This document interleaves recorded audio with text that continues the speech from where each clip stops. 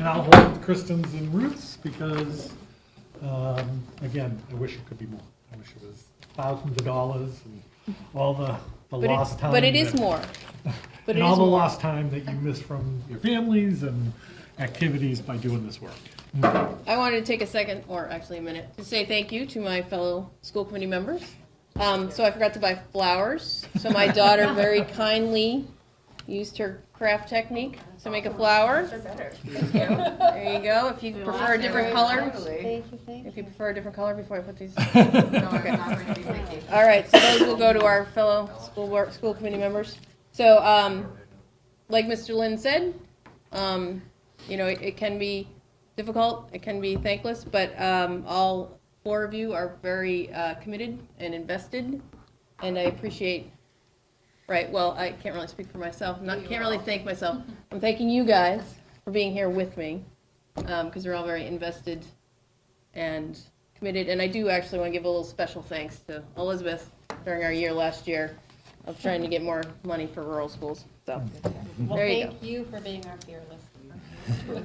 Thanks. Did you keep a flower? No, she'll make me one. She makes me daily notes and flowers. Yeah, she's only 9, so.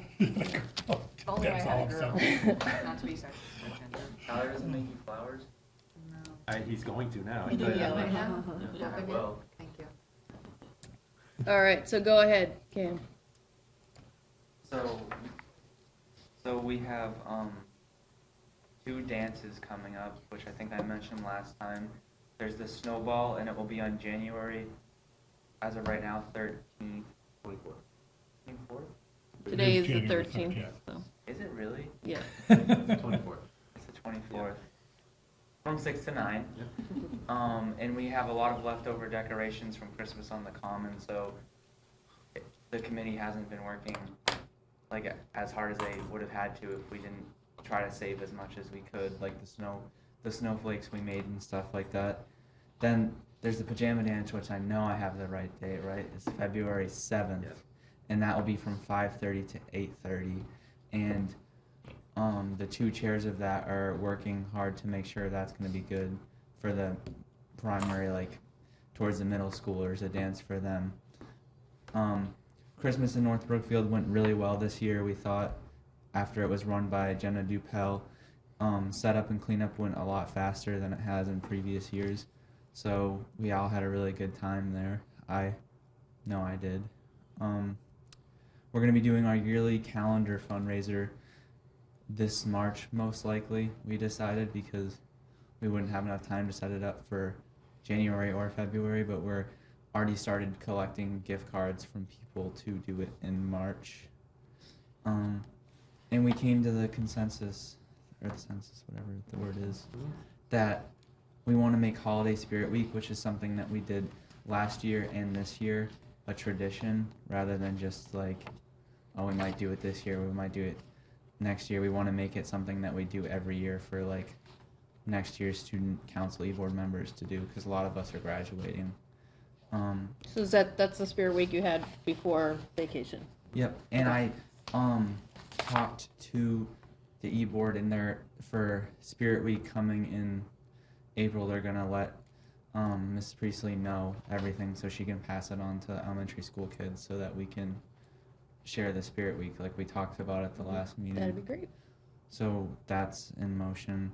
And the last thing I have is we had some of our e-board members go to the Special Olympics bocce this past Sunday, and from what I heard, that went really well in the videos I saw and stuff, but sadly I was at work, so I wasn't able to go, but I heard that it went very well.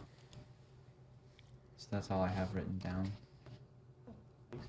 Is there any questions?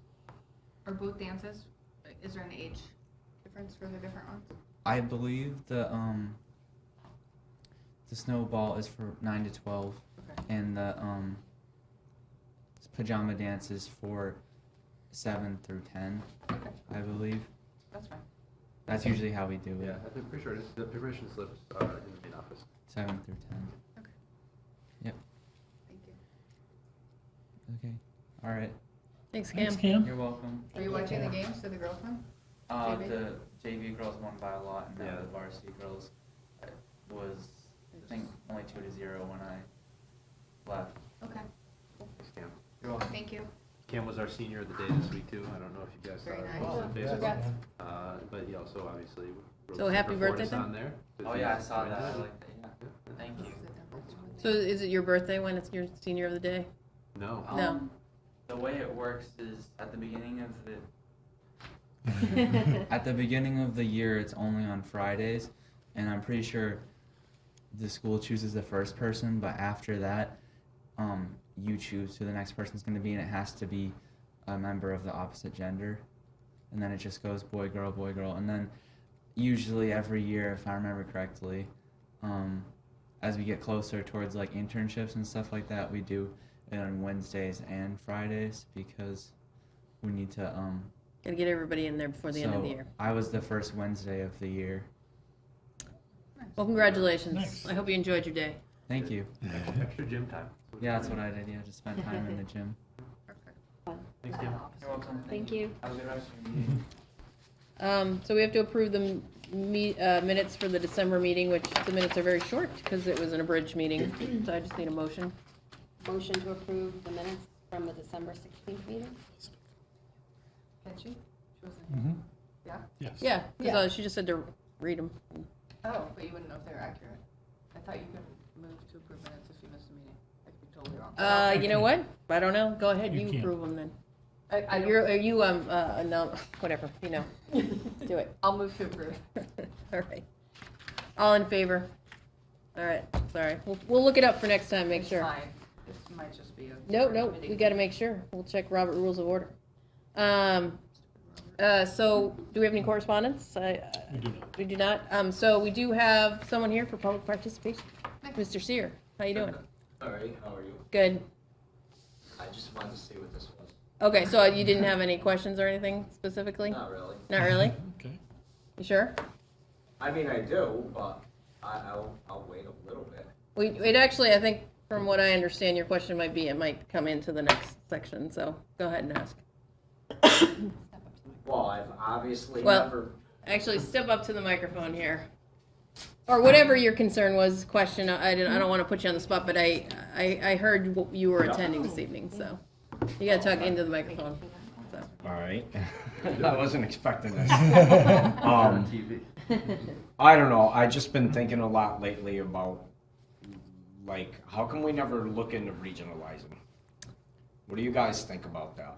Well, so that leads right into our school committee reports, which is that in the fall, the Department of Education, Department of Elementary and Secondary Education, known as DESE, had grants available to do regionalization studies for school districts. So we did apply for a grant. We haven't heard yet whether we received a grant. If we receive the grant, we can go forward and do a study. So, All right. And go ahead. I guess my thought process on the whole thing is, I obviously am no secretary or treasurer or whatever, but last year, if I'm correct, how many students did we graduate? 31? 32? Something like that, yeah.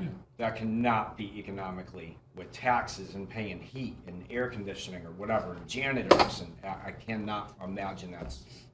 Well, when you look Yes. at regionalization, I mean, finances is one issue you look at. There's a lot of actually things you got to look at, and to be honest, financially, it may be a wash. We don't know, but it's something that if we are given the money, so we can hire a consultant, we can look at all these aspects. So not just the financial, but programming for kids and just so all the stuff that goes into it. So All right. I Yeah, guess the that was idea my behind the question. study is that we will have actual facts, facts and data that we can then respond to. Yeah. as Because opposed it's a to question that's been raised enough that we felt, rather than for people to talk about it in the abstract, Yeah.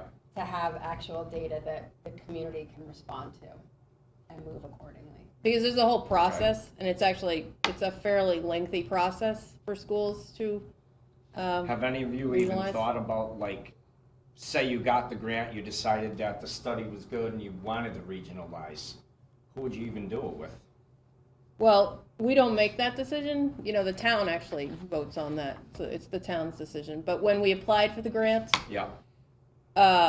the way Mr. Lind wrote the grant was that we would look at our 3 neighboring regional systems, so Quabbin, Quabog, and Spencer East Brookfield.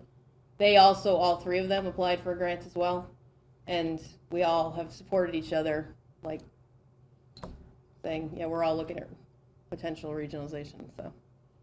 And I do think ultimately, if the grant is received and we did a study, it would be the school committee that would make Well, we'd make a recommendation, a recommendation, and then that would be up to the, but we don't make the decision. Right. It's, if you're curious about regionalization, the process, DESE on their website actually has it outlined, and you can, if you Google Massachusetts school regionalization, it should come up.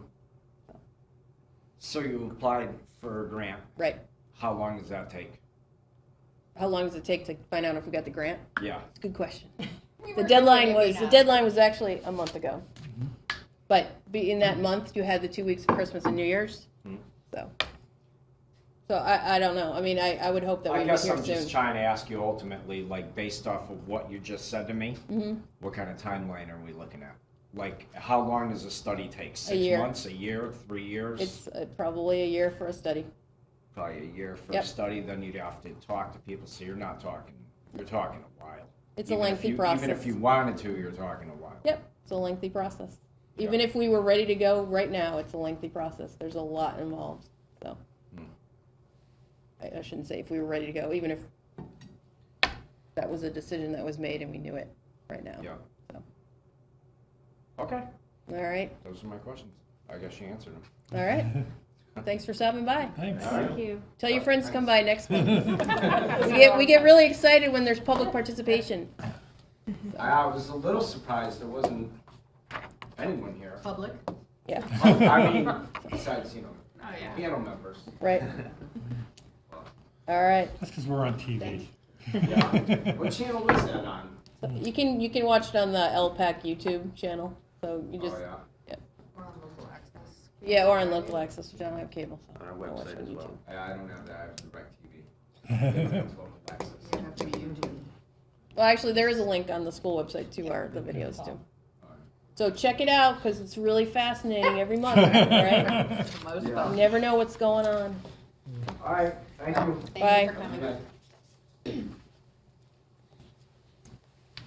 All right, so now we head on to the.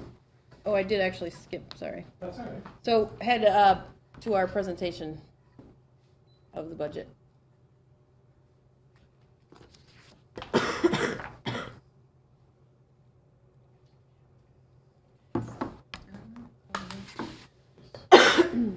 Just robot camera. What's that? It's robot camera. It's just swivel. Oh, that's neat.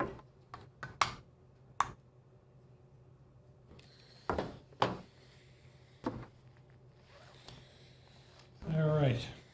So, it's that time of year, annual event of budgeting, and this budgeting process is about a, 7-month process from start to finish. I think we began in November as an administrative team. And some of this will look very familiar and some's a little bit new, and this is the new part. So this year I implemented zero-based budgeting, and zero-based budgeting is really the idea of starting every account with zero in it and building it up, rather than saying, oh, last year we had $100 in this account and let's add 2% or 3% or 5% into it and just get what we've always gotten plus some percentage increase. And this process is really advocated for on a number of levels, superintendents groups, business organizations, because it asks people, what do you need, not what have you always gotten. So one account could have $1,000 last year and zero this year because maybe we don't need anything. And the whole idea is to really direct funds to where they're needed rather than just sort of, this is what we've always done. And I did ask the administrative team to connect things to the district improvement plan, a mission statement and vision statement, which we did work on this past summer, along with our, what happened? along with our core values and goals. I'm clicking this and it's going twice, but let's keep going here. So the piece that I really, in a lot of ways, demanded from the administrators as they work with their staffs on this, on building a budget, was how does it connect to the big ideas of our district improvement plan? And as you know, as we built our district improvement plan, it was based on all the other plans, school councils, ILT, LLC, all the different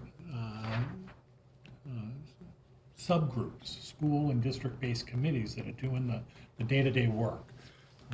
So if you can't connect a budget item to back to our plan, then do we really need it? So that's what we did. Again, something that you might remember from last year. This process is like putting together a puzzle, although I really thought of it and said I probably should have put a Rubik's Cube up there because it's not two-dimensional, the budget. It's much more, length, width, and depth to our budget. So, but we're trying to piece together all the things we need to do, whether it's school or district improvement plans, state and federal mandates, and just program growth and development.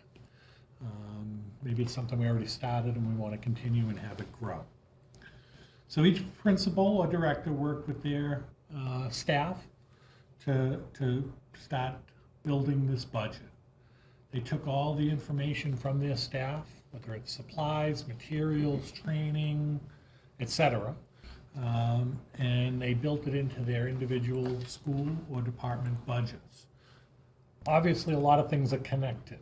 Mr. Minucci doesn't work in a vacuum away from the school principals or Mrs. O'Hara, the technology director. They all spent a lot of time sort of cross-referencing and chatting about the various needs that they had.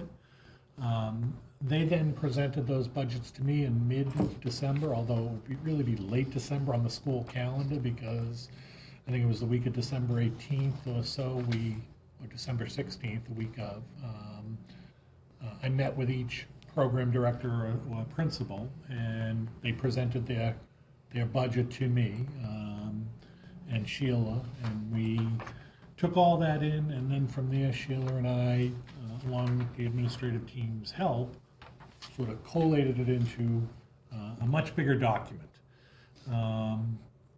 We then go back and look at it and say, does this fit what we need? And that's what we plan to present to you tonight. I did it again. All right. So how do we pay for the budget? And I know a lot of this is old hat to school committee members, but for the viewing audience, there are a number of revenues.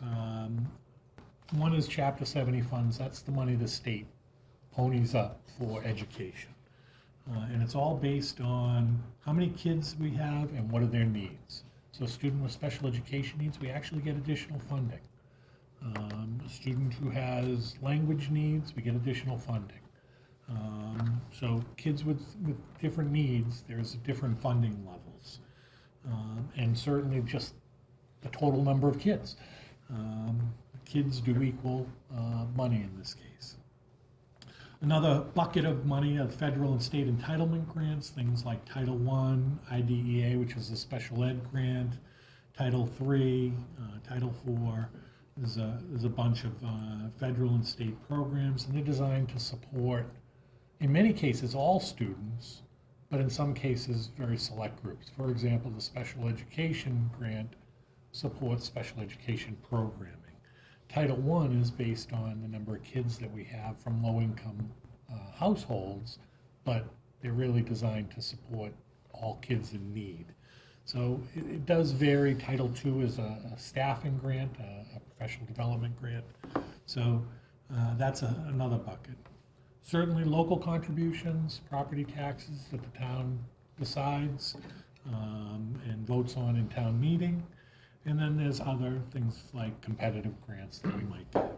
So can you just real Sure. quickly do just a percentage?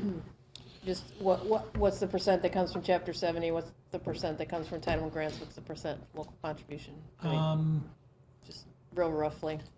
So about 50% comes from Chapter 70, another maybe 10% from grants, so in that range. The grants, the revolving accounts, things like that, probably make up a smaller percentage, maybe 5%, 3% in that range. So about 65% comes from elsewhere, and then the whatever 35% left comes from Yeah, local. that would be an estimate. I didn't do the math, Right, but yeah. so roughly though. Yep. About 35% comes from local contributions. Yes. And the rest comes from either the state or federal grants or other types of grants. You got it. All right. Again, this is something you've seen before. I've kind of grown it out over the years now, which is kind of nice. The idea of kids are funding. Our population has risen over the last 7 years by about 47, 48 students. We do have a few more kids in voc schools. Certainly, kids in out-of-district placements has grown to 5. And charter school with the old Sturbridge Village Charter School, you can see that kicked off in 17, 18, and we're now at 6 students there. School choice has dropped off over the last 2 years, but this year popped up a little from last year. And I think that's going to be something that sort of oscillates from year to year. School choice in students has remained fairly consistent. And homeschool students over the last couple of years has dropped off, and private school students has remained fairly consistent after dropping off a number of years ago. So that's kind of the where kids are. Those are the students that live here in North Brookfield and kind of where they go to school. Vocational students is an interesting one because I don't view that as a sort of a negative. If you kind of label it positive or negative, kids that want to go to Bay Path, that's an option. We are a member of that region. That's a great option for kids and should never be viewed as a negative. Certainly the charter school I view as a negative. Kids are choosing a different pathway. Those families, I'm not upset with them. Every family makes the right choice for them. But certainly the charter school and the charter school reimbursement that the state sponsors has been grossly underfunded, and it hurts our school district. Out-of-district placements is something that comes and goes. It sort of rises and falls, and you can see 7 years ago we had 4, down to 2, a couple of years of 0, up to 3, 5. I think it rises and falls depending on just the population that comes through and their needs. Are those the kids that need what we can't provide here? Yes. Okay. Yeah. But a different level of Yeah, it's a very What we different find. level of Okay. need. And I'll have more on that later in our agenda. So, this is where the kids go to school, and obviously the school choice in students don't live here, but they come to school here. And so, as we said before, kids are equal funding. So the more kids that we have to come to school here, the more funding we get. Keep doing that. Same 7-year trend. This is our school budget approved at town meeting over the last 7 years. You can see that we grew by 2% last year to $6,133,872.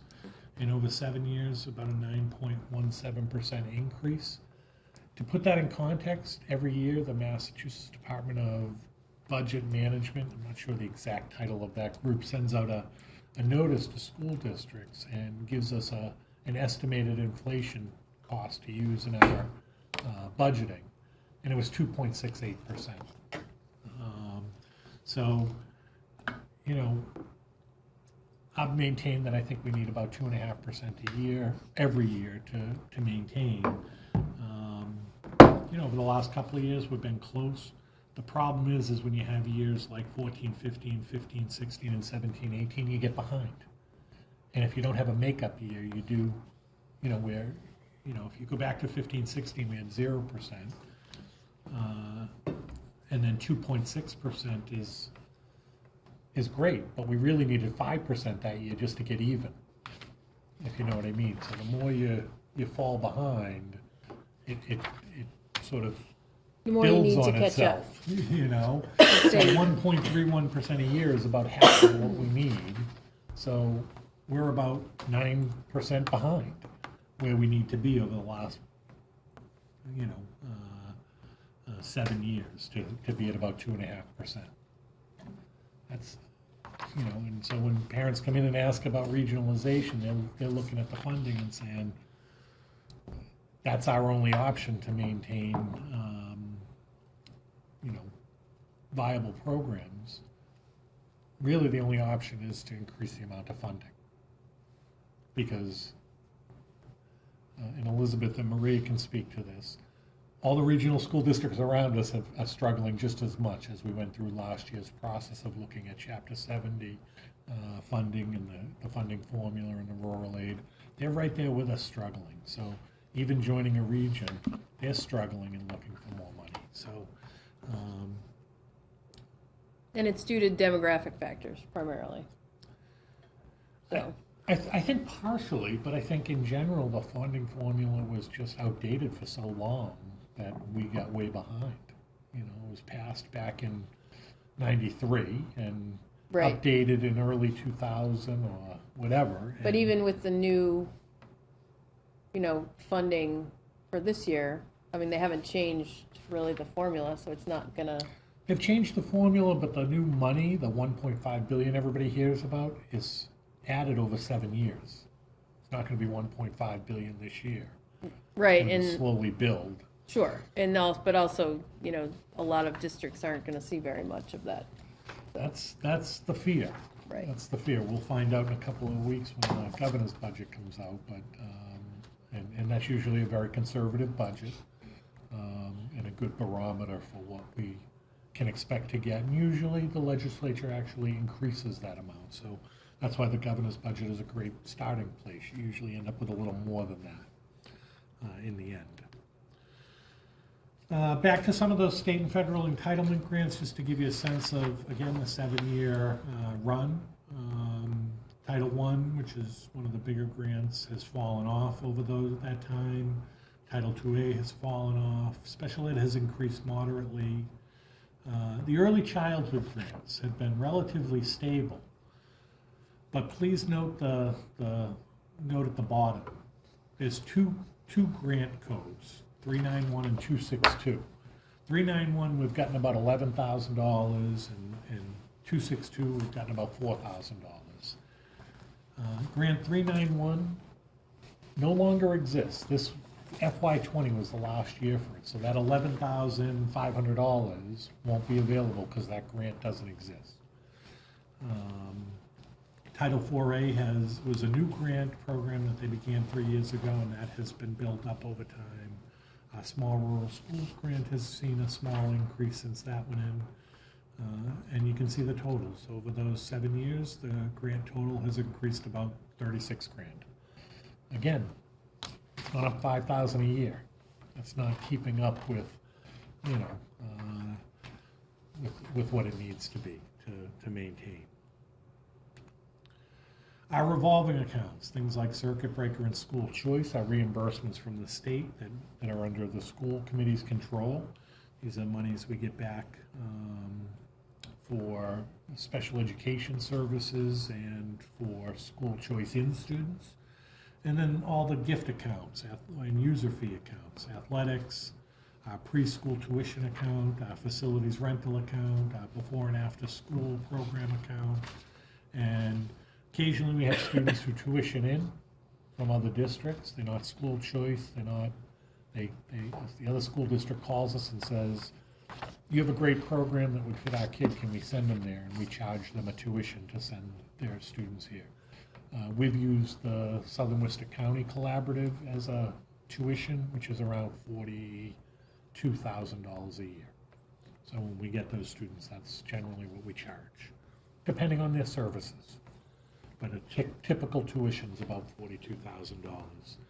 That account did have some funding in it this year, but again, based later in the agenda for out-of-district tuitions, we've tapped into that this year, and that's why I've listed it as 0 for the end of this school year. So rubber hits the road. We put together our budget, and we've reported out to you in buckets, departments, the athletics, buildings and grounds, central office, curriculum, elementary school, high school, pupil services, school committee, technology, and transportation. So each of our principals, directors put together a budget that, based on that process I described earlier. And the numbers that you see here represent what they put in for. And just a reminder, again, the school committee is budgeted for what now? So it would be our recording secretary, legal services, things like that. Yep. It's really those two items. Yep. So that's what we put in for. You can see in the column next to it what was budgeted during this school year, FY20. And then the next column shows the increase or decrease, and in this case it was all increase, as you might imagine, because much of it is salaries, and salaries change every year. So that's the increase. And then the next column, the second to last column on the right, is called offset. And that's where we reduce the budget by some amount of money. And so, for example, in the athletic line, we put $10,000. That money comes from the user fees that people pay to have their kids play sports. So we take money from that revolving account and decrease the amount of what the budget what we're asking for. The curriculum office has a couple of grants, Title I and 2A, that it taps into. And then the elementary school and the junior senior high have a number of offsets, as well as pupil services and the technology offsets. And I'll review those in a second. So those offsets come to nearly 1.2 million. So if you take just quickly, kind of gives you a visual, the PI grant, and as you can imagine, the two schools take up a little over 50% of the total budget. Pupil services and buildings and grounds take up their percentage. Transportation about 8%, and then a bunch of small little slivers for technology, athletics, central office, and curriculum. But schools are mostly people, and most of the people work at the schools or in the student services office, or through the student services office, not necessarily in that office. And that's where the majority of funding is located. So breaking this all down for you from that big chart with a million numbers in it, our first look request was $8,096,203, and the offsets of nearly $1.2 million gives a total request of $6,924,521. With last year's approved budget of $6,013,600, that means we are about $910,000 over FY20. It's a big number, and we know that. So what's driving this? Why is that number so big? And again, this will look familiar to Maria and Elizabeth, who've been through this. To me, there are 5 big drivers: new positions, salary increases, transportation, special education, and technology. And just as an aside, health benefits is also a big driver, but that lives on the town side. But it does have an impact on us because the funding the town provides covers all the budgets in town, including ours. And if health insurance goes up, there's less for the rest of the stuff we need. So if you look at each of these drivers in this budget, there are 4 new positions, 2 faculty positions, and 1 technology assistant position. We budget our new positions at a master's step 6, which is about $56,300. Obviously, we don't know who the people are yet, so we have to come up with a number to use in the budget. So we pick a midway point of master's step 6. God bless you. Thank you. Of $56,315. It's just a midpoint. We could hire individuals higher or lower, and resulting in having to adjust the numbers. Is that a position for both schools or just elementary school?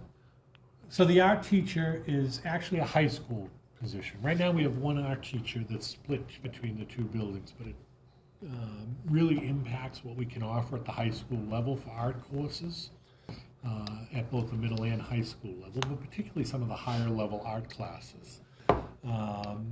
And so if we hire a .5 art teacher at the high school, the current teacher would, they'd move him maybe to the high school, and the half-time would be hired here at the elementary. Maybe they would stay split and hire another half-time at the high school. It's really a position that we're looking for, where the person is. With the people that are currently here isn't the first concern of this document, if you know what I mean. No, yeah, sorry, I was talking about the math coach. How do Okay, you foresee that position? So- I just was, So the math coach really stems from the work that Sarah and her staff have done over the course of this year and prior. Last year, Robin Pratt moved from really an interventionist into a coaching model, where she was, the whole idea about coaching is if we can improve our teachers' practices, less kids will need support because our teachers are more prepared.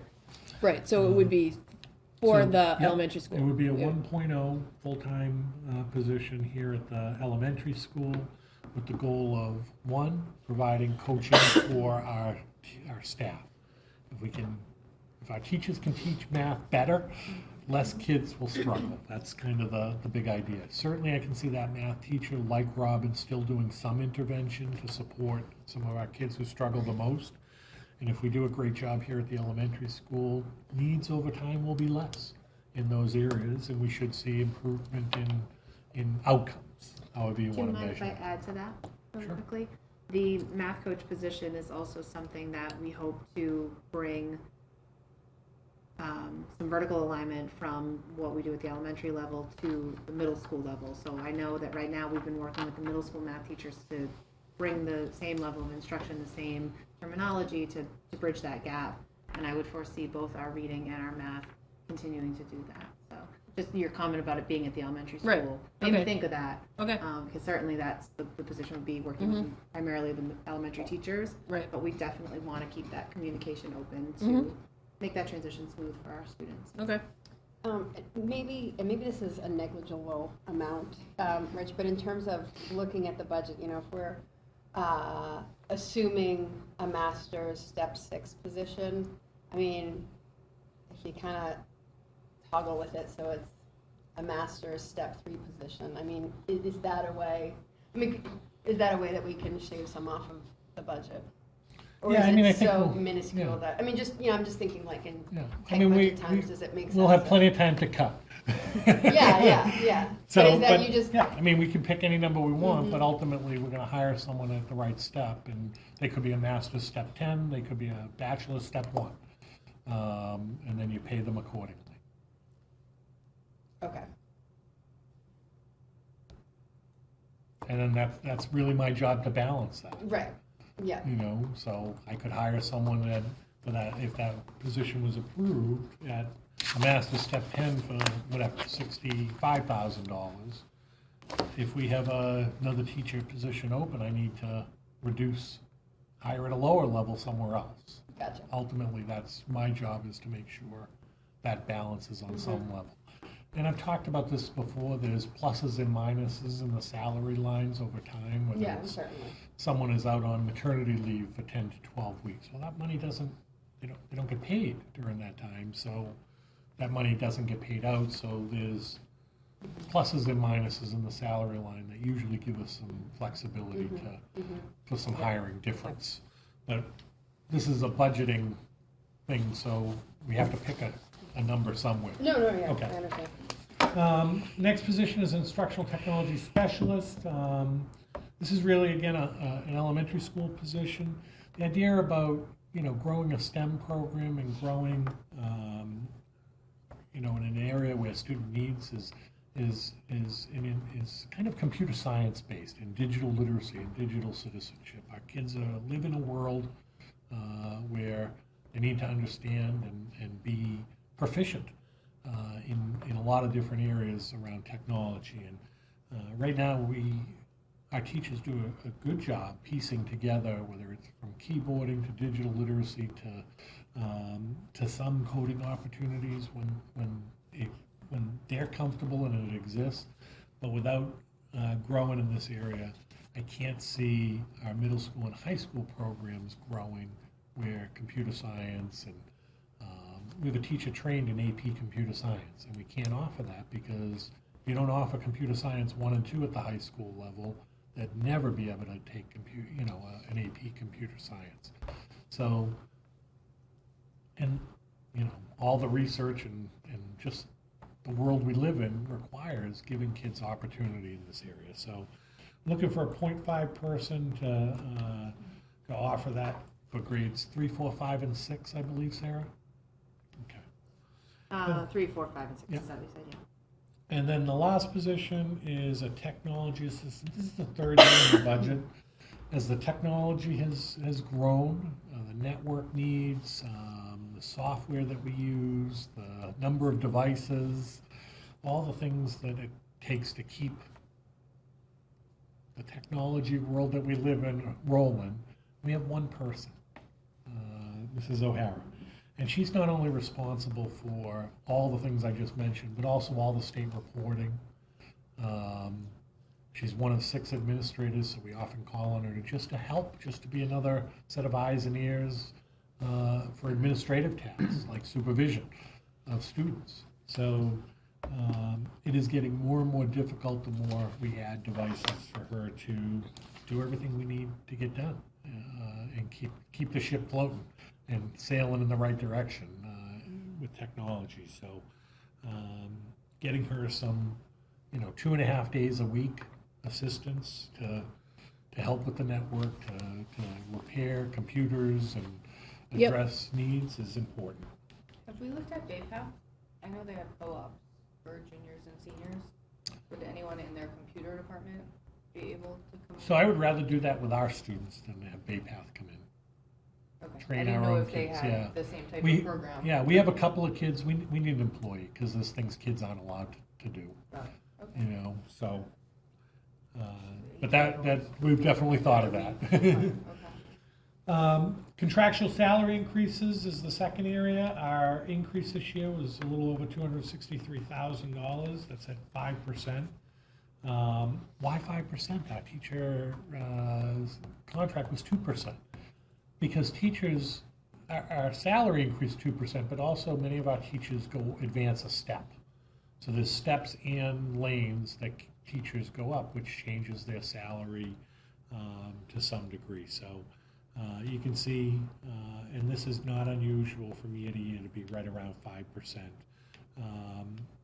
Teachers were 5.35, ESPs, which are our instructional assistants, ABAs, SLPAs, which are speech and language assistants, secretaries and food services are all part of that ESP contract. Admin totals 3.42%, and then there are others. People like Sheila LeBlanc are on an individual employment contract. Our custodians, because we only have 6 of them, I put them in the other category. They advanced about 4.5%. So fairly consistent for all the different groups. Transportation, again, later in the agenda we'll talk about it, but our transportation contract comes to an end at the end of this year. So we've put it out to bid. We've received a number of requests for the packet, which is really good because usually that doesn't happen.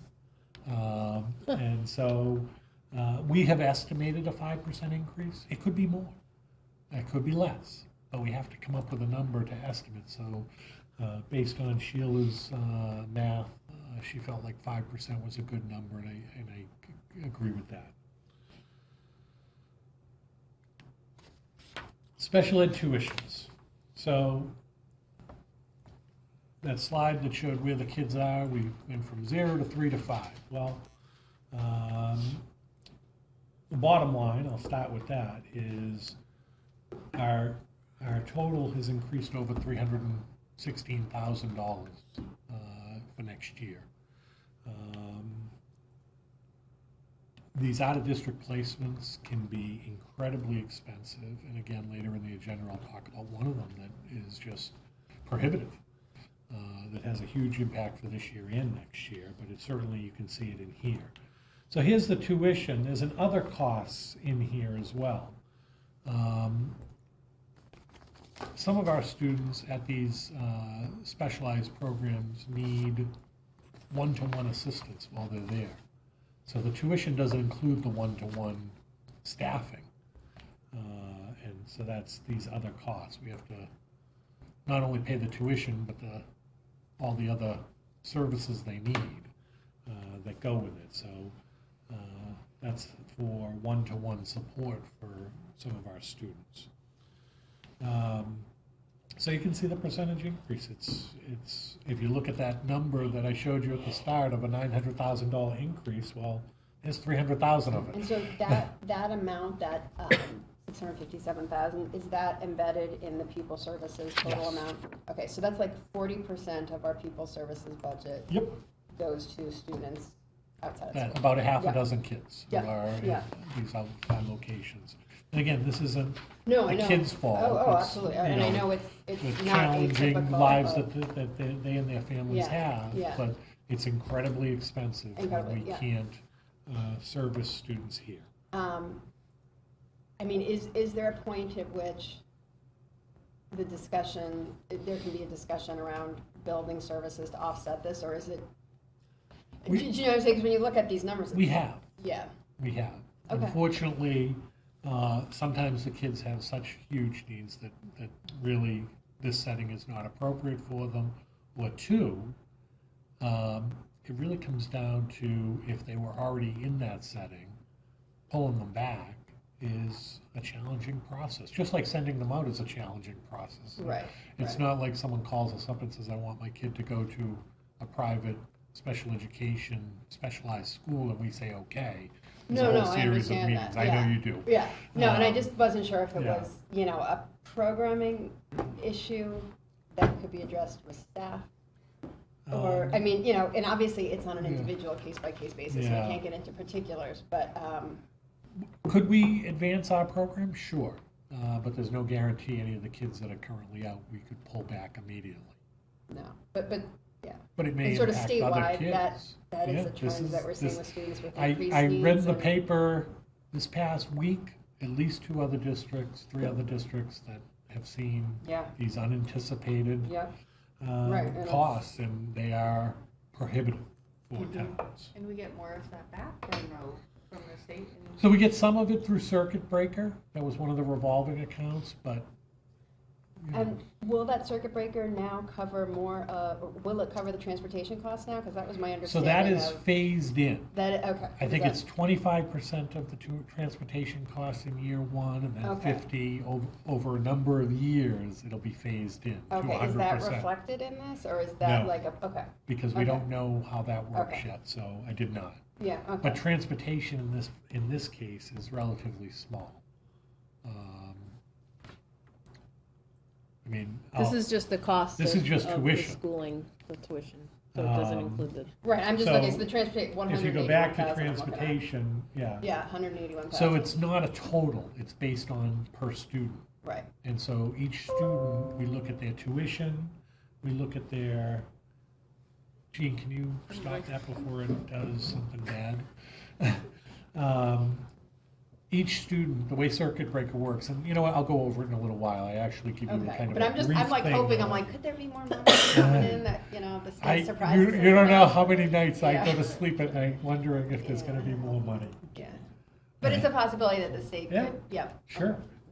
I'm holding out hope, but Yeah. not Right, realistic. not holding your breath. And then technology. So there are a couple of things in there. We have, you know, instructional technology that we purchased. We put in, Cindy worked with the principals and directors on purchasing more Chromebooks and iPads, because our iPads are pretty old. And this hardware jumped up significantly because we really want to upgrade the network, the wireless network in particular.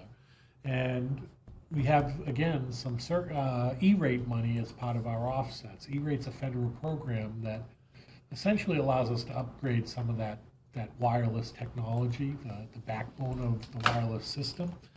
And it reimburses you up to 70%.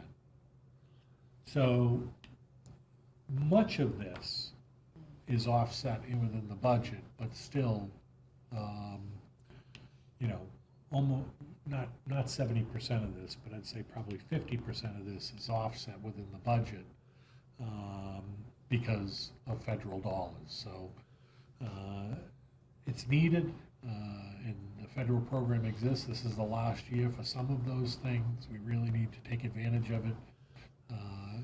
Ultimately, what I said to the administrators was, for every $10 of that work we do, we could get $7 back potentially. So it's a $3 well spent to upgrade our network. So unfortunately, it's a huge increase, but you know, again, it's something that in this world we have to keep moving forward. So going back to my little pinwheel, same slide, but now with the dollars associated with it for each of these areas, and the total for those drivers is nearly 850,000. The total increase was 910,000. So, you know, that's where the money is, for the most part. That's where you see the biggest increases. However, so 6,924,521, an increase of 910,000, 15% increase. But we understand the fiscal realities of the world we live in, the world everybody lives in. This isn't a North Brookfield thing. This is every community in the state thing. So we went back at it, and we cut this original budget in advance of this meeting. And here's where we cut it. We took all the new positions out, as much as they're needed. Adding on right now is probably something that we can't do. We reduced some of the instructional technology and some software items. We're looking at a potential staffing reduction across the district. There are multiple positions that we may not need based on student population, et cetera. We haven't finalized that yet, so I'd hate to sit here and say it's this position or that position without having talked to staff, if that's possible. But I feel pretty comfortable that we could reduce about $56,000 in staffing. And then each department looked at some supplies, materials, equipment that they could reduce for a total of $267,000 that we cut from that to get to this number. So here's the original minus the offsets minus that 267 I just spoke about. So we're down to a $6,657,506 budget, an increase of about 10.7%, or $644,000. Still high, but again, you know where the money is. It's you know, 300,000 in tuitions and salaries, et cetera. So that's where we're at. Our next meeting is February 24th. At that meeting, you do have to finalize a number to submit to the town by March 1st by town charter and bylaw. What I would suggest and ask the committee to consider is scheduling a budget workshop to do this work, to meet with the administrators and really delve into the budget. I can get you all the documents in advance, and then to come one night and spend an hour and a half meeting with each of the principals and directors, reviewing their budgets, so that you get a really good idea of what's in there, and as we go forward with the town, or go forward with a vote on this budget, and then working with the town, can be knowledgeable and comfortable in what you're voting on and approving. Yeah, that was really useful last year, actually. We did that last year, and it was very useful. So I was Yeah. actually going to ask you if we could do something like that again. So I can certainly schedule something. I don't know if Monday nights works best. I know we don't have everybody, but we could. Our next meeting is February 24th.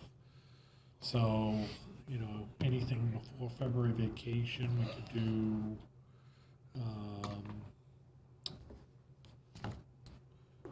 A February 3rd or a late January, like the 27th. I think, unfortunately, because two of them aren't here, Yep. probably if you sent out an email with I a will. couple of suggested dates, and if anyone has dates that, not everyone has to be there, obviously, but Yeah. it's helpful I mean, if we're all it's there. really nice when it is, because I think, Right.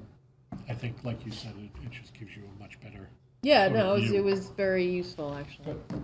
So I'll do that, and you guys can all let me know what works Yeah. best, and we'll schedule something. And the administrators, and Deb, just so you know, the way we set it up is each of the administrators sat at a table, and school committee members rotated around. So you would sit with Mr. Minucci, and he'd talk about the student services budget. You'd be able to ask questions about that budget.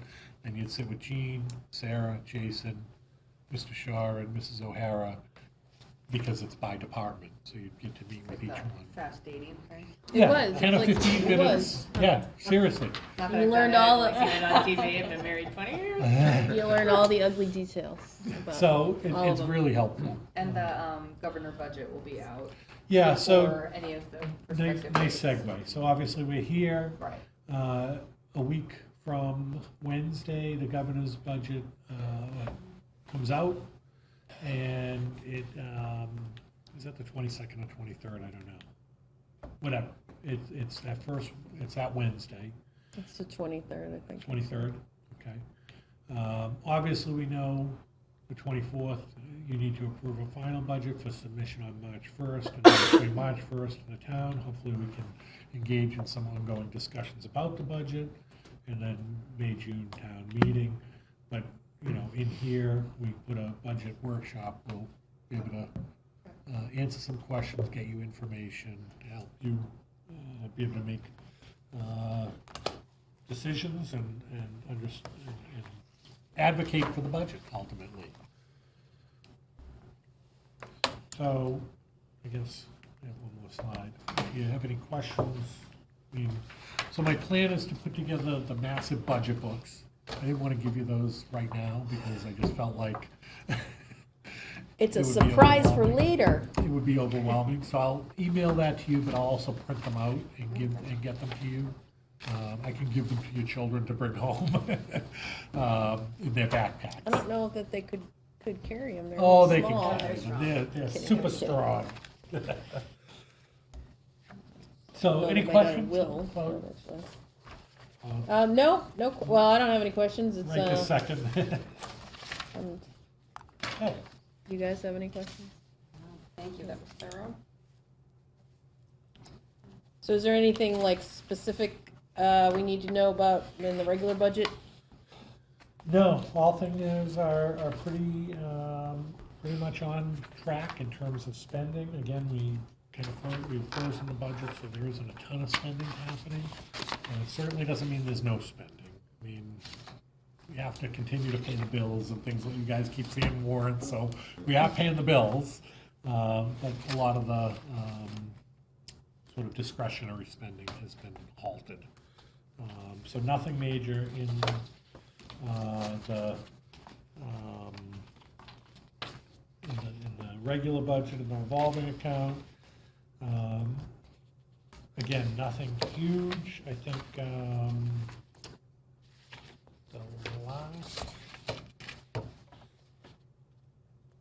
the spend stabilization account, we are going to be tapping into, and I'll talk about that in the middle, and that's, I think, on your bottom of your fourth page of the revolving accounts. So, I did have a question. I actually ask this question every other month or so. Mrs. Priestley, I was just wondering if there had been any talk about the elementary school library gift account. So the $1,280.48 that's in there. There hasn't been any conversation about it. Okay. It'd be awesome. Get more books for the library. I agree. I will talk to our librarian. I had a conversation with Terry. Oh, you did? And I had, I think, 2 conversations with her, and she said, oh, great. And, Yep. you know, I don't know if she's waiting to hear from teachers or going to connect with you in some way, but if you sort of double back to her, maybe Yep. we'll Maybe we'll spur sit on. down as a team and talk about what the need is, Cool. for sure. They've definitely been discarding a lot of books, which definitely needed to be done. It's a good thing, right, the outdated. Needed to be done. But All we those definitely want to 1975.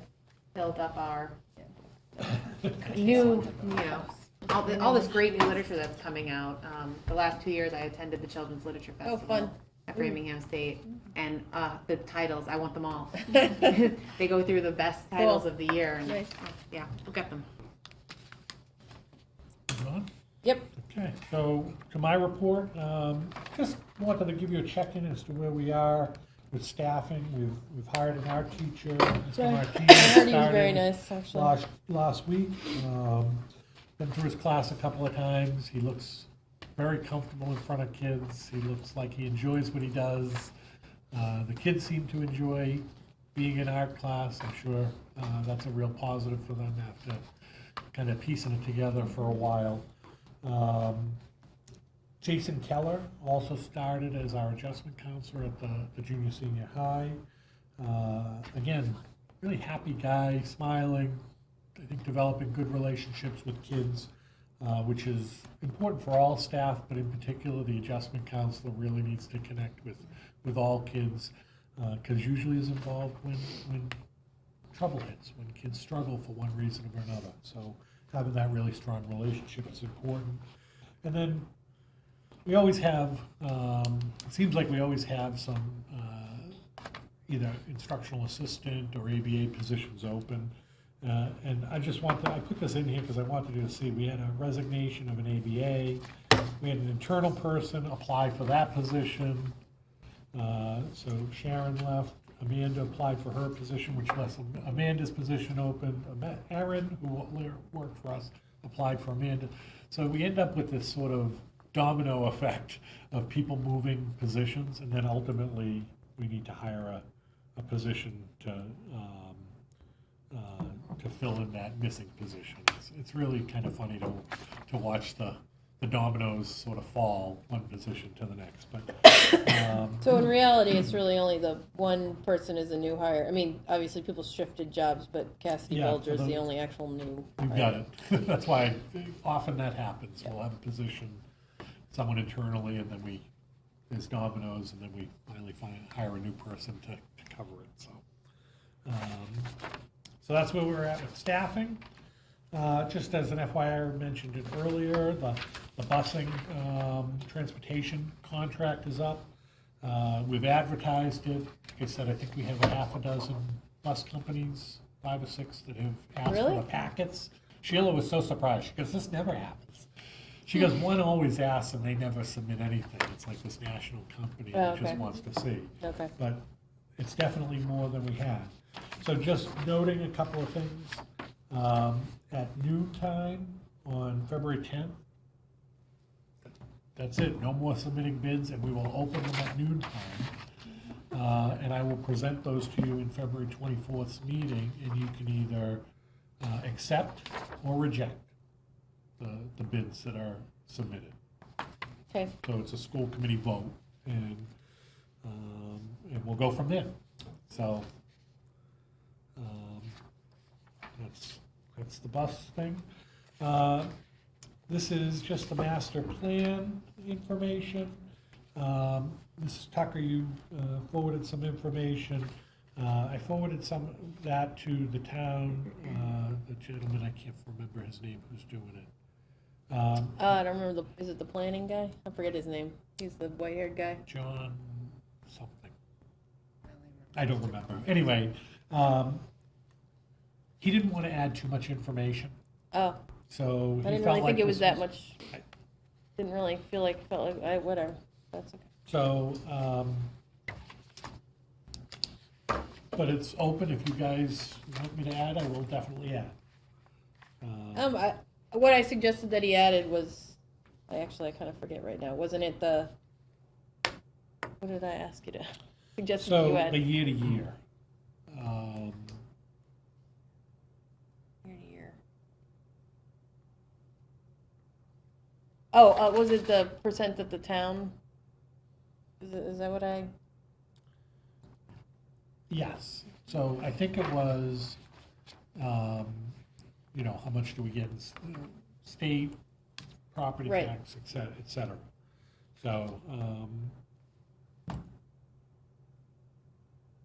Yeah, I think I asked you to add that, and then also a comparison with the other towns near us, just so that, since you included the budget and the per pupil for the other towns around us, Yeah. that one more thing that. it was the foundation, Right. percent over foundation, right? Right. Yeah, which I don't believe it's too much more information. Okay, I can add another column. If they don't like it, they don't like it. It's up to them. I'll submit it to them. Okay. Great. I just felt it was kind of relevant if you're gonna have comparison to, Yeah, Include because that as well. that's the first thing I thought of. Oh, look, right, of course we should regionalize. Playbook pays less, you know, and it needs to be the rest also. How much does the town contribute? right. Yep, Just want to give you a kind of a heads up. I am going to be reviewing and updating and revising, I think, bus accident protocol. So we had the bus accident just before vacation, if you remember, on that snowy afternoon. And people hadn't heard, no one was hurt. no one was hurt. And in your packet, the front page that you have is ours. And I reached out to some districts and they sent me theirs. And you can see that theirs are a little more meaty. And I think filling in some of the meat is important for a bus accident, because when it happens, being able to pull this and follow it like a playbook is really helpful in a stressful and sort of kind of an emergency. We're trying to move quickly and we want to make sure we do it right and check all the boxes for making sure everything gets done correctly. Our bus accident protocol doesn't provide nearly the level of detail. So this is just two that I got. I got a couple more. So I'm going to pull from the best of these and sort of update it. It's not like I'm going to go from scratch. I'm going to steal, plagiarize on some of these and add to our protocol to ensure that if we have a bus accident, principals, directors, whoever's the administrator on site can essentially pull it out and go, okay, what do I need to do? Do this first, do this second, where are the phone numbers, who's in charge of this, how do I contact these people? And ensure that everything is done. Because I met with the police chief, the fire chief, and head of EMT, and they were very concerned about the bus accident that occurred. Just given some of their requirements, the weather, parents showing up at the scene, they were really worried because it was a dangerous road.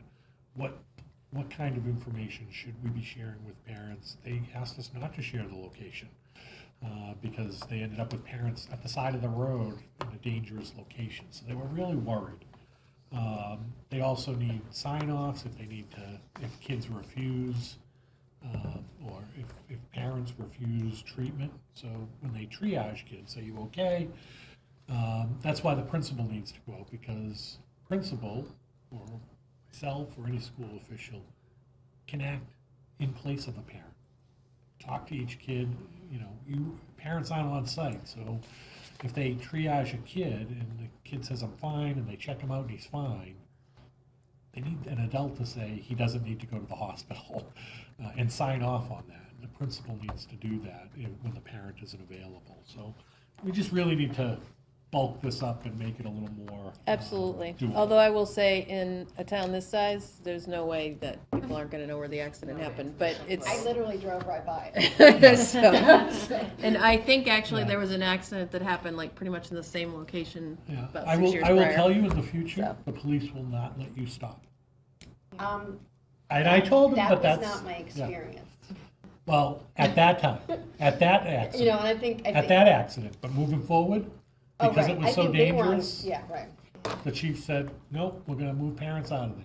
I said, well, good luck with that. but- Which is fine. Yeah. I mean, and I totally support that. Oh, yeah. Totally. I'm just Right. I was just No, making I a think it would comment help that them you're going to to know be where the aware. accident Oh, is, yeah. and it's good to have the procedure in place, and Yep, it might also be good to let parents know that you have updated this oh protocol. yeah, we will be. And Yeah. for the safety of the students. When this it's is- updated, we will let you Right. know and let the Right. parents Yeah. know that it was updated. That would be helpful for the police, because I don't. So, the next one is just about circuit breaker. And I wanted to give you kind of a quick lesson on what circuit breaker is.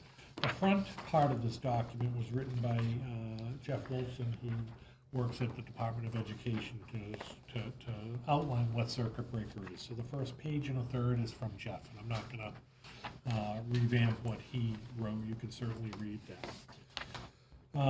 But I will talk about our situation. So we do have a significant increase in our out-of-district tuitions for a junior, senior high student who is in a residential program that actually costs about $360,000 a year. I actually underestimated it in this document. He was placed in the early fall, and our circuit breaker is figured last spring for this school year. So it was never included in there. So we're getting in circuit breaker $103,000 this year for all of the tuitions, including his. However, his costs were never figured in determining what the amount would be because it happened after that was all done. So the state has a program called Extraordinary Relief for this situation when kids required huge services that weren't anticipated during this process of figuring out circuit breaker. And that happens in February, or it starts in February. And there's some rules. If you have an increase of 25% over the prior fiscal year, you can put in for it. Well, we are over that, just based on that tuition. And then I go through the idea of what it might be. We may be eligible for about $200,000 in total reimbursement, which would be an increase of about $10,000 from what we already were approved for. So, that's pretty good. It certainly doesn't save the day, but if we are not eligible for extraordinary relief, this year's budget is in extreme jeopardy to add $360,000 of unanticipated money. That's why when I talked earlier about the different revolving accounts, that tuition in account has about $80,000 in it. We're going to be using that over the next 3 months to pay for this tuition, which is about $30,000 a month. So that takes us through, March, April. But there's still, May, June, April, May, and June at $30,000 a month. That's $90,000. If we get extraordinary relief, hey, it's covered, right? If we don't, where's that going to come from? It has to come from either our budget, or we have to ask the town to pony up that money to cover it. It has to be paid. It's a bill. And we have a contract with the parents and part of state law to pay that tuition. So it has to be paid. So that's where we're at. So my understanding is that Mr. Minucci is going to be going to a meeting? Yeah, I think I'm going to join him. Okay. Do you need any kind of references or No, letters? It's a working training. They let us work on our numbers. They don't sit there on a big board and say, hey, look at this fake district and how it works. Now go back to your district and figure out your own. Yep. You actually bring your own numbers. They have their numbers there, and they help you work through this and understand. So this is my understanding. I don't know if I'm completely accurate with the numbers, but based on what I've been able to garner from this and my experience, I think we would be eligible for about a little over $100,000 in extraordinary relief. And when would we know this?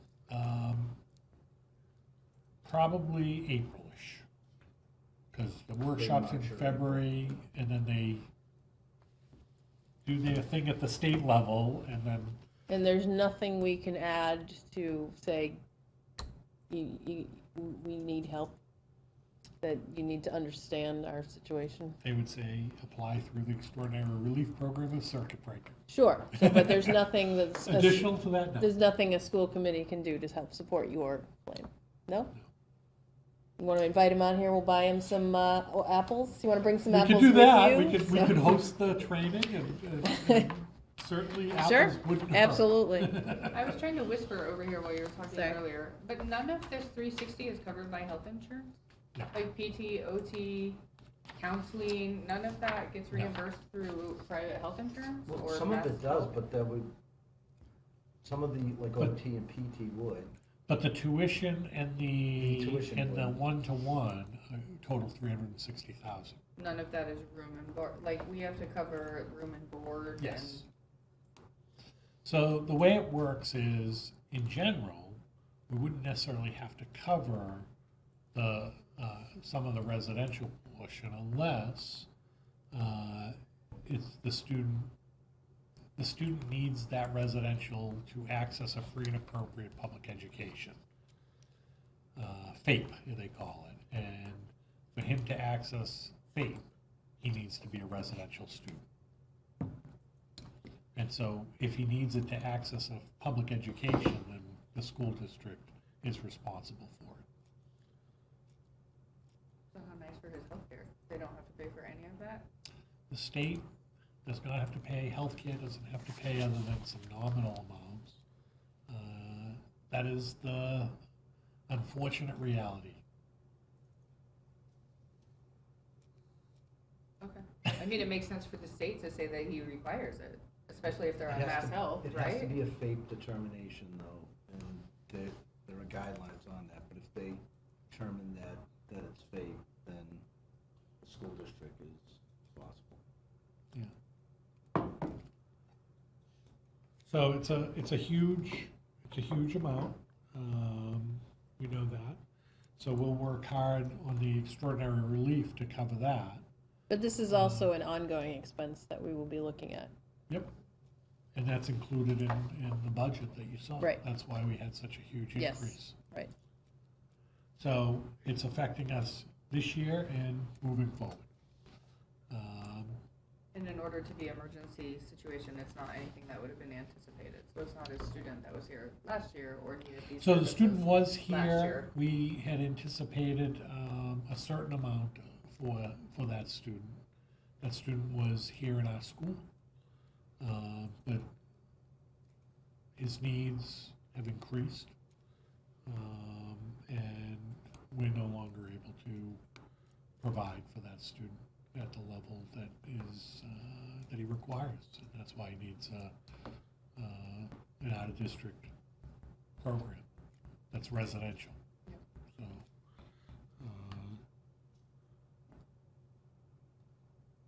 And the emergency relief fund would only be possible For this this year. year because of its right. Right. So next year, we'll figure it in, and yeah, circuit breaker covers some of it, and you can read how circuit breaker's figured, and, you know, essentially, circuit breaker, we're responsible for the first $45,000 of any cost. That's 4 times the average, state average per pupil. And then the difference is multiplied by some percentage. 75% is state law, but it's been less than that most years, because that's how the legislature has funded it. Transportation has never been part of circuit breaker, but as you heard earlier, Elizabeth asked about that, and that's part of the new Student Opportunity Act.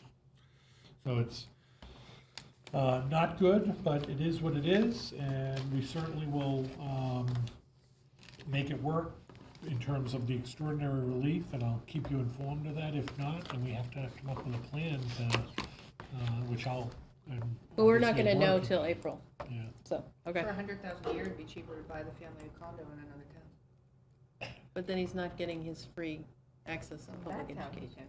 he can. I don't think we can do that. No, but- I know, but it makes Do you want to Fiscal do a, sense to do you us. want to do a GoFundMe? for $100,000, sure, to save the town.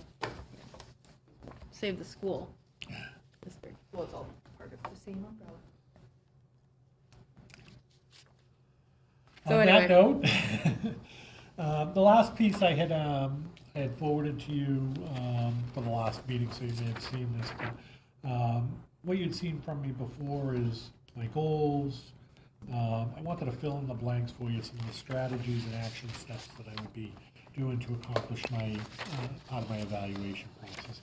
It's a 10-page document. I'll leave it to you to dig through, and please feel free to contact me if you have any specific questions, but in the interest of not boring everybody to death on all the action plans and strategies that I have, I would ask you to, as you review this, let me know if you have specific questions. Certainly, you'll be evaluating me on these at the end of the year, so that moves us into the administrator's reports. Go ahead, hello. Mr. Heine. So you guys obviously read the report that I had. One of the things that, is coming up obviously is the Harlem Rockets game this coming Wednesday. So Are if you guys- are you on the team? Oh, absolutely. And I just. Sarah, are you on the team? Yeah. It's my first time playing basketball in a very long time due to some injuries, and I'm quite excited to get back into this. All right, I just don't know don't how many injure times I'm yourself gonna like the make guy it. did 2 years ago. Yeah, no, I don't plan on Leg or that. whatever I'm it hoping is. I can make it up and down the court a couple times and make a few shots and just not be embarrassed by any of the kids, which will not happen. I will make sure of that. You got it in reverse order. Start with not being embarrassed. Yes, yes. Make it up and down the court, and then maybe make a shot or two. Don't That's worry right. about That- everything that's, else. that's all I want. My expectations are very low, but I don't think any kid will score on me or any. So I just, I'm gonna throw it out there. Why How did would you you do just set that? yourself up? Because if any kids are watching, it's a challenge, and if they haven't watched, I'm gonna encourage them to watch so they understand more about the economics in the world that we live in every day. So we're really excited about that, and also PD coming up this Friday, another important day for us to kind of just make sure I'm giving, and all of us are giving the teachers everything they need to be successful with the students. As Rich mentioned at the start of this, the teachers are the ones who need as much support as they possibly can get from administration in order to have all the tools necessary to make sure our students are growing at their highest possible level. So, and I also put in a basketball schedule there because I know that it's actually getting late in the year. It feels like, after the break, but we're really coming down towards the end here for basketball as well. So if you guys are around and you get a chance to get to a game, please come down and see what's going on. Great. Thank you. So, I saw the dates for the 8th grade Washington D.C. field trip, so I actually Yes. have something for you, Mr. Heineck. The town, he's the unofficial town historian, his name's Brandon Avery, and he showed me, a report from, I think it was 1937, of the school trip to Washington, Oh, and they please actually share that. drove Of through course he did. New York into Washington. So I have pictures of it. I got to put it in order, so you can read it. But I think that. I think I have That's a awesome. picture of the class trip from like 1957. Yep, that one too. I sent you that one. But yeah, it should be interesting to read.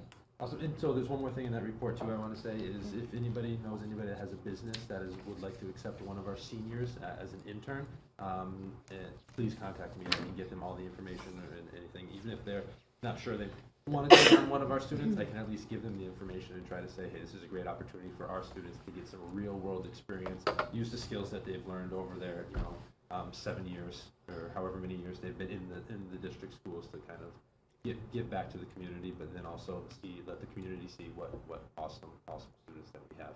You might want to make a post on Facebook, and then it can be shared in the town. Yeah. Great.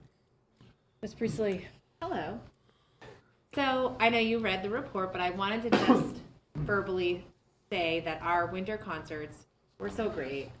Because of snow, we had to hold them both on the same night, and I know that there was a lot of anxiety around that, both on the part of our staff here, our students, parents, but it really went smoothly, and we transitioned from one concert to the next. And I just really want to thank Mrs. Simonson and Ms. H for their hard work.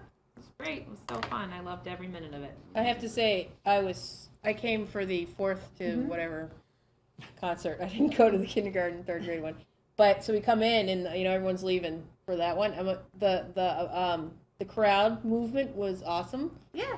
And the audience actually was very attentive. And I did appreciate the principals introducing. That was our pleasure. Yeah. I also wanted to just point out the work of our two leadership committees for literacy and math are just working so hard. Our literacy committee continues to refine our assessments. We have some calibration meetings where we get to have some really great conversation around how we're giving these assessments and how we're being consistent, but also what we can learn from the students beyond just that end result, whatever their Fontes Pinnell letter is. There's so much more that we can get, to learn about our students as readers. And our math leadership committee's piloting a benchmark assessment this month, so more to come on that. And finally, I did not include this in my report because this came in just on Wednesday. We were nominated by Christy Omassa, thank you, Christy, to receive the Massachusetts Reading Association Exemplary Reading Award. And this award recognizes outstanding reading and language arts programs at all grade levels, elementary, middle, and high school in the state of Massachusetts. So it's an arduous application process. Once we've been nominated, we have to go through a number of things, including a visit from the committee to show them about our very illustrious and robust literacy program, which I know all of the staff is really excited to That's jump in very exciting. and showcase. So it is very cool. So we're excited. We hope we win. Well, yeah, Right? we will win. No hoping. Right. We will. Not too competitive down there. We will win. Mr. Minucci? Yeah, I have a bunch of things, but I'm gonna focus on one, because it's real important. We have a sped pack meeting this Thursday at 6 o'clock at Kiva. And we are getting the Department of Elementary and Secondary Education coming to that meeting. It's part of our tiered monitor review. So they spend one evening basically interviewing parents and doing a presentation to parents. So it'd be really great if we, our participation numbers haven't been as good as I'd like. It would be really great if we could get a number of parents to come out Thursday. We did send a flyer home to all the parents in the district, and it is up on a couple of websites as well. But we could use whatever help. Just really important to get Yeah. for DESI to get data, because part of the review is parent input. Right. So Can you just take a couple of minutes real quickly to explain what a sped pack is? Just for, Sure. I'm not sure people understand that it is actually required. Yeah, so it is required, the district's required to have a parent advisory council in special ed, hence the name SPED PAC. And it's a way for parents to have an active say in special education and special education services. It is a parent group. I do serve kind of the way Mr. Lynn serves with your committee. I serve with the SPED PAC committee as an advisor. And they help out with various other things. For instance, they help out with the Special Olympics. They put on a dance in the fall. They were also part of our walk, run, and roll this year as well. And it's also a way for parents to get information on various things. So every month when they meet, we look to have some type of informational, be it this month it's DESI, it could be we could have an attorney come in and talk about special education law. We could have various other groups come in to talk about what type of services are available in the area. We do have it scheduled to have some of the transitionary services. So when students leave special education, either when they graduate high school or in some instances when they turn age 22, it doesn't just necessarily end. There's a transitionary period, and there are agencies that help with that. So we're looking to bring in some of those agencies so parents are informed. So those are the basic things that the group does. So trying not only to help parents with students who are receiving services, but also for parents to be able to share their concerns and advocate, And they also have done a really great job of sponsoring school events for fundraisers for themselves as well, which have added to the school. Which is greatly added to the school, yes. All right, Thanks. thanks. Thanks. Ms. Powers. Thank you. So along with Mr. Minucci's monitoring that's going on from the state, on my report, I talked a little bit about the title grants that we received, Title I, Title II, and Title IV.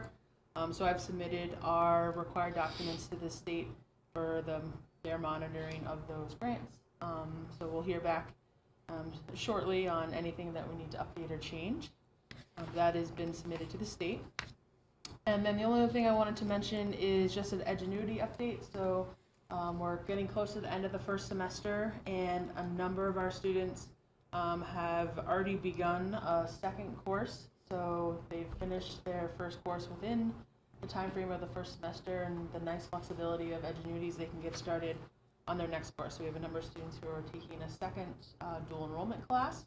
That's the college credit class, and then students who are taking a number of electives that they've already gotten started on. So we continue to see students taking advantage of the different offerings from Edgenuity. So it's really excited to see that. And most importantly, when's the Steamathon? April 1st, not a joke. Not a joke. Get it, April Fools. Good joke, maybe. Explain it. So yes, it is April 1st. We're starting to plan. It's going to be from 5 to 7, so it's a little bit different timing this year. And we hope to have back the Sub-Zero ice cream as more of a feature event. And then a lot of different activities and workshops for families and students to take part in that are hands-on, engaging, and get people thinking and problem solving. So, Have you sent invitations to the senator and representative again? not yet, but we will. Probably want to get it on their calendar. Didn't definitely. Representative Berthium say Yeah, he would teach He it? offered to help. He offered to. Oh, you should. We should Get get on that, together yeah. and say, So- hey, you know, you want to do your, was it He's computer gonna aided do some design? CAD, designing. So Ooh, that'd be he cool. has experience as an architect, I believe, in CAD. Computer- Some type of Computer- computer aided Yep. design, yeah. Yeah. Awesome. That would be neat. Mrs. O'Hara has the technology department report, and I guess the installation of access points will take place this week, I guess. So Yeah, that's it's really gonna help should- with our network. Just a couple of access points, not a lot, but there's some dead spots in the school that really impact kids and staff. Getting online and in a wireless network and staying online without getting booted, it's very frustrating for folks when they get kicked off. So that's probably the big news from her. And then Mr. Shaw's facilities department, basically saying that they clean in the inside of the building during holiday break buildings.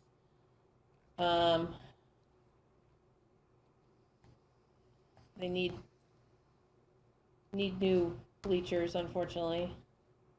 A roofing report for the high school will be coming shortly. And also numbers on the flooring for the high school bathrooms and locker room.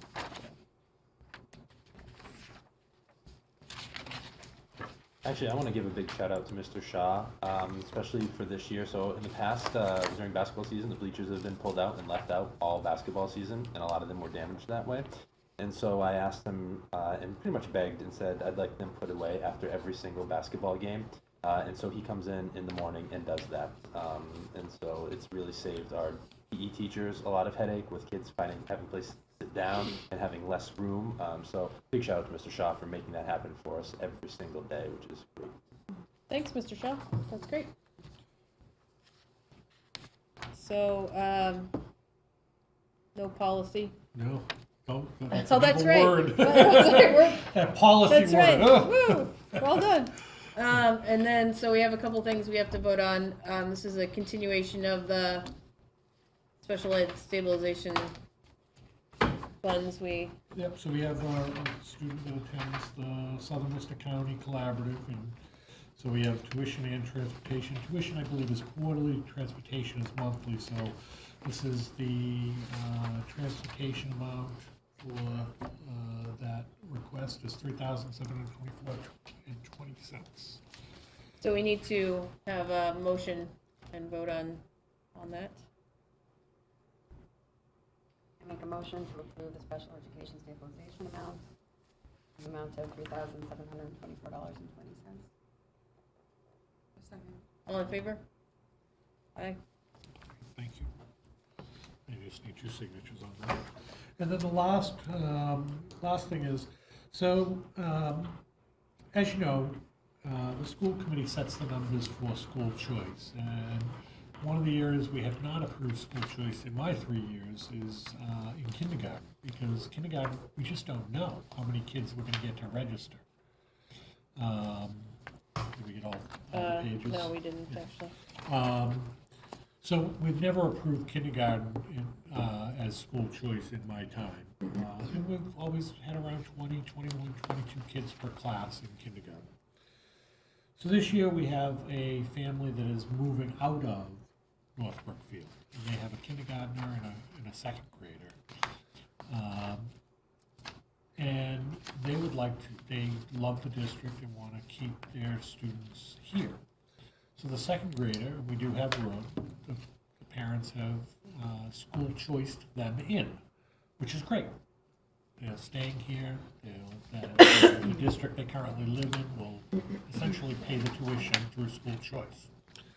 However, there's no room for the kindergartner because we didn't, the school committee didn't approve any space because we didn't recommend any space. They would like the child to stay here, but we can't without school choice. But part of policy JF does give the school committee the authority to waive that residency requirement for the remainder of the year. So this is how this would work. If you approve it, the student would be able to come here between now and June, whatever the last day of school is. In the meantime, the school committee, sometime in April, I believe, will take up school choice and decide how many spaces are open in first grade. If there are spaces open in first grade, that family has indicated to us they will apply for school choice for first grade for the kindergartner who will be in first grade. If there are no seats in first grade, they will transfer their child to the new school district. But they are hoping, just for continuity for the remainder of the year, that the school committee would consider waiving the residency requirement for the remainder of this school year. And it would take a vote of the committee to allow that. So anybody have any questions? So this child is already a student here, so it's not Yes. really changing anything. So if you guys don't have any questions and you want to vote on it, we need a motion to waive the residency requirement for kindergarten for the rest of this school year. No, I mean, it would be foolish not to, Yeah, right? make a It's motion not to- losing money. Well, it's also for the kid too. Continuity. Continuity. I Okay. started sorry. with the recommended kid. by I Mrs. ended Weasley. with money. I make a motion to waive the residency requirements for this kindergarten student for the 2019-2020 school year. Perfect. All in favor? Thank you very much. Thank you. So you So- can let them know. I will. So approval of donations, I don't see any. I don't have it, Okay. which is So- unusual, but Last month, though, the man came, who he paid for the lunch debt, and we Yes. didn't approve it. Did we approve it? We didn't because we didn't have a total at the time. Okay. So do you Do we know? still not have a total? I can get that from the kitchen. I do I'm not sorry. have I can get it for the next Okay. meeting. I No, apologize. that's one. If you could forward that to me. I can do that. I'll write a note to myself right now. All right. So no executive session and nothing else, no other business. So we need Debbie. Oh, yes. Move that we adjourn. This is Debbie's thing. And every committee I serve Did on. you motion? I move that we Okay. adjourn. All in favor? Look at that. It's not even 9 o'clock. For Wednesday night? Oh, yeah. Oh, yeah, You guys we're okay? on, we're on. Gonna miss